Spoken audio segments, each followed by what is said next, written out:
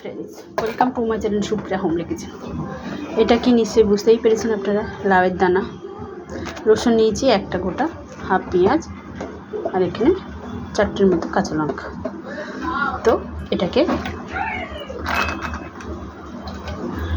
মেশিনে দিয়ে আমি ঘুরিয়ে ফিরছি আপনাদের কাছে। এরকম বলতে হয়, এরকম তারটা এরকম সুন্দর পেস্ট হয়েছে। আর এদিকে আমি কড়াই বসিয়ে দিয়েছি, বেশ খানিকটা সরষের তেল দিয়ে দেবো। এই সময় গ্যাসের ফ্লেমটা জোরে দেবো। কালো জিরে দিয়ে দিলাম 1 চামচের মতো। এটা হতে থাক, গরম হোক, আমি ফিরছি। তো দেখুন, এই সময় আমি গ্যাসের ফ্লেমটা একটু আস্তে দেবো। যেহেতু আমার কালো জিরে গন্ধ বেরিয়ে গেছে, আমি আগে একটু খুন্তি করে নিয়ে আগে একটু দিয়ে দেবো, যাতে না ফস করে ওঠে। এবার আমি পুরোটা দিয়ে দেবো,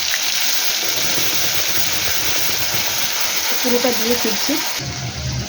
দেখুন, পুরোটা দিয়ে দিয়েছি, সাথে করে একটু নুন দিয়ে দিলাম স্বাদ মতো। কন্টিনিউ এখানে নাড়াতে থাকবে যতক্ষণ জল কমে একদম। তাই অন্য বাটাতে হলুদ না দিলেও হয়, কিন্তু এই বাটিতে আমি সামান্য একটু হলুদ দেবো। দেখুন, চিমটেখানি হলুদ দিয়েছি।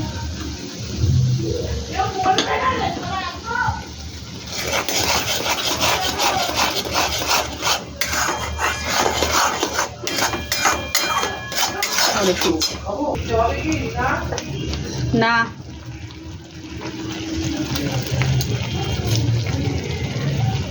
গ্যাসটা ধরে দিয়ে জলটা শুকনো করবো।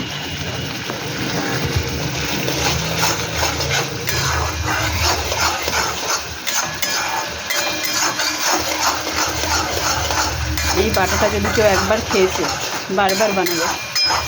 দোকান থেকে পাকা লাউ কিনে নিয়ে আসতে হবে।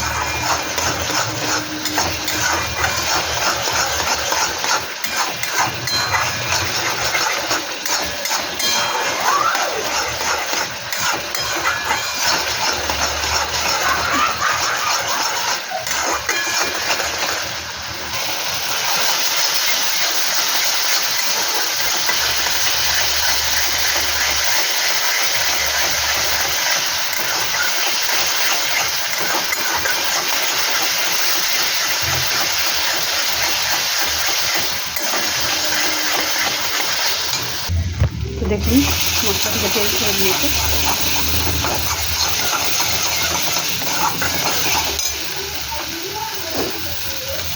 ধনে পাতা দিয়ে দিলাম, থাকলে দেবেন, না থাকলে দেওয়ার কোনো দরকার নেই।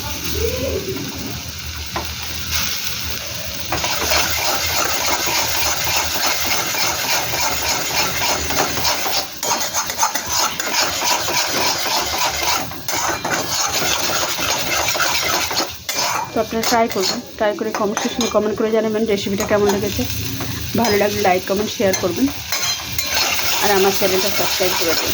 ভালো থাকবেন, সুস্থ থাকবেন। থ্যাংক ইউ ফর ওয়াচিং বন্ধুরা। Bye bye.